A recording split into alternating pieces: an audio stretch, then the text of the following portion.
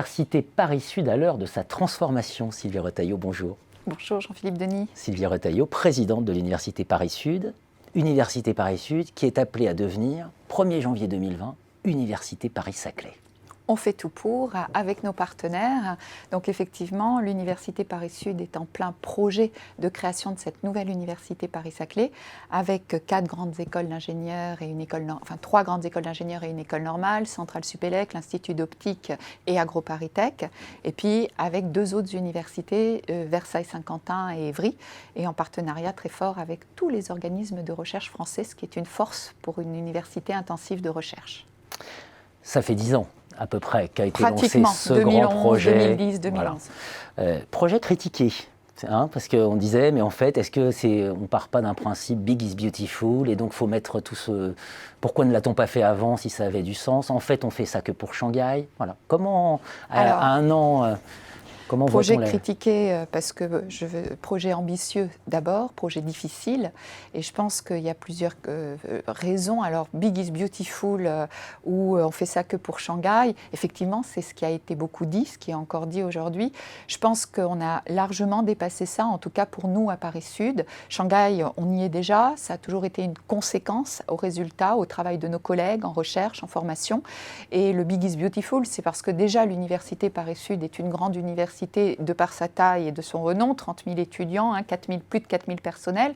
Donc on rajoute des grandes écoles et d'autres universités, mais le fondement du projet, c'est pas ça. Pour moi et pour beaucoup des collègues, le fondement du projet, c'est la transformation de l'enseignement supérieur et de la recherche française et cette participation, cette dynamique qui crée en France.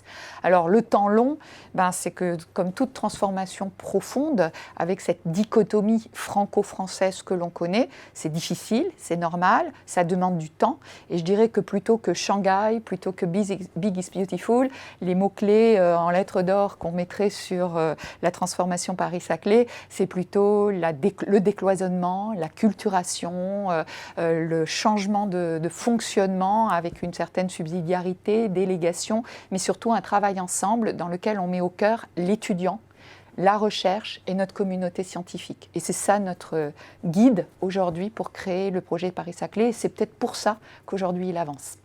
On va peut-être rappeler qu'effectivement, un des motifs, c'était aussi ce système bicéphale, qui est une exception culturelle, les grandes écoles d'un côté, les universités de l'autre. Là, il y avait la volonté de faire converger. Alors, cette convergence, elle est simple. Non. C'est l'origine du projet Paris-Saclay, c'est le rapprochement université, école, organismes de recherche. Donc les organismes sont toujours des organismes nationaux, donc sont là en tant que partenariat, et on a tous la volonté de renforcer les partenariats au niveau de la recherche, mais aussi de l'enseignement, en particulier post-graduate. Et puis avec les grandes écoles en particulier, c'est vraiment quelque chose qui est nécessaire aujourd'hui pour les étudiants, pour le monde socio-économique et surtout la vision internationale, puisque c'est quand même la caractéristique de tous les projets qu'on fait aujourd'hui en France et en particulier celui Paris-Saclay, c'est clairement avoir une lisibilité et une visibilité à l'international. Et effectivement, ce système bicéphale franco-français, c'est pas une reconnaissance internationale et aujourd'hui, il a moins de justification qu'hier. Je dirais, il y a 20 ans, les universités, d'abord, on n'avait pas le flux, les nombres d'étudiants qui avaient le bac et le flux de rentrée à l'université était moindre. Donc, l'université était très tendance recherche fondamentale, formation académique, etc. Et les grandes écoles étaient très liées au monde académique. Et nous, on avait l'ouverture internationale, l'université qui était reconnue, les grandes écoles vers le monde académique et très insertion professionnelle. Aujourd'hui, l'université, l'insertion professionnelle des étudiants, c'est une des missions cœur de l'université. Le lien avec le monde socio-économique, on l'a fait, on l'a appris, ça va crescendo et ça fait partie aussi. Et donc, et pareil pour les grandes écoles, les laboratoires dans les grandes écoles se sont accrus, la nécessité et l'ouverture à l'international aussi. Et du coup, les deux systèmes qui pouvaient peut-être à un moment avoir une justification de coexistence, aujourd'hui n'ont ni plus coexistence et surtout ne sont pas lisibles à l'international. Donc pour moi, c'est une nécessité de faire cette nouvelle université sans casser ce qui existe, en exploitant nos compétences, nos complémentarités, mais en changeant quand même le système. On ne peut pas être toujours totalement le village irréductible. Donc voilà, petit Gaulois. Petit Gaulois. C'est une conséquence, pour faire simple, aussi du système LMD, Oui. c'est-à-dire licence, master, doctorat. Donc la volonté européenne d'harmonisation, de permettre la circulation des étudiants. Donc voilà, on est dans une logique de cohérence quand même très forte. Oui, c'est-à-dire que c'est clair que la France a fait le choix d'être au niveau de l'Europe dans un système LMD. Et donc à Saclay, l'université Paris-Saclay, de part, on représente à peu près 15% de la recherche. Donc c'est réellement une université de recherche intensive, parce que de recherche, toutes les universités le sont bien sûr. Le diplôme phare et le doctorat avec avant le master. Mais on tient à cette chaîne de LMD, de licence, de master, doctorat, et à des diplômes nationaux de licence pour avoir justement cette libre circulation.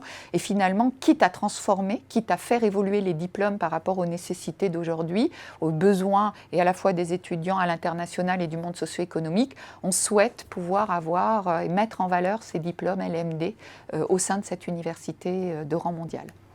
Il n'est pas possible de conclure cet entretien sans évoquer le cas du fait que, on a l'université Paris-Saclay d'un côté et New Uni de l'autre, autour de l'école polytechnique notamment.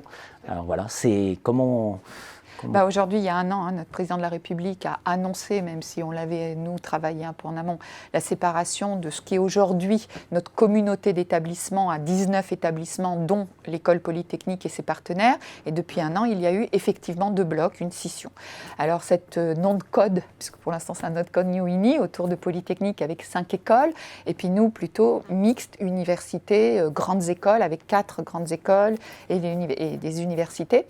Donc, comment ça se passe ? Ça se passe comme la création et l'étude de la création de 2 établissements qui vont collaborer pour le bien de leurs étudiants et pour le bien des communautés scientifiques, et peut-être collaborer plus que la collaboration qu'on a avec d'autres universités en France, à Paris, etc. Parce qu'on est juste à 5 km et que ce qu'il ne faut jamais perdre en ligne de mire, c'est l'intérêt scientifique, l'intérêt de nos étudiants, et puis je pense l'intérêt de la nation, parce qu'on a des responsabilités, et donc ça se passera comme ça. On collabore sur des thématiques où on sait très bien qu'on ne peut pas aller seul, par exemple l'intelligence artificielle. On a subi un échec, mais on a répondu à l'appel à projet 3IA ensemble sur le territoire de Saclay, avec les écoles, l'ensemble, parce qu'on savait très bien qu'il était incohérent de ne pas mettre nos forces sur des thématiques. Sur la vie de campus, qui est un autre volet, il est clair que sur un campus de quelques kilomètres carrés, on va travailler ensemble pour offrir les meilleures conditions à nos personnels, à nos étudiants. Et puis par contre, on est 2 établissements maintenant, donc chacun aura sa politique et sa stratégie, et certainement avec un niveau de concurrence qui ne sera pas le même que si on avait été tous ensemble. Bien sûr, par exemple avec une licence diplôme national à laquelle on tient beaucoup à Saclay et un bachelor par exemple à Polytechnique. Exactement, ils sont malgré tout, ça prouve qu'ils ne sont pas encore complètement une université, je serais dit, mais en toute amitié.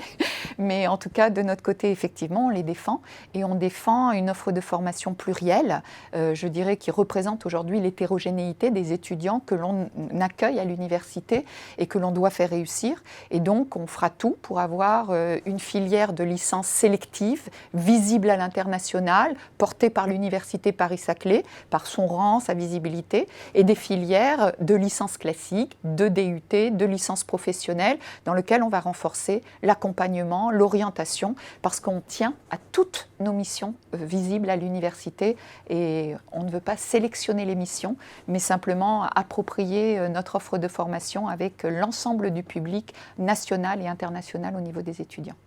1er janvier 2020, donc rendez-vous. Le futur a déjà commencé. Exactement, rendez-vous. Merci Sylvie Retailleau. Merci Jean-Philippe.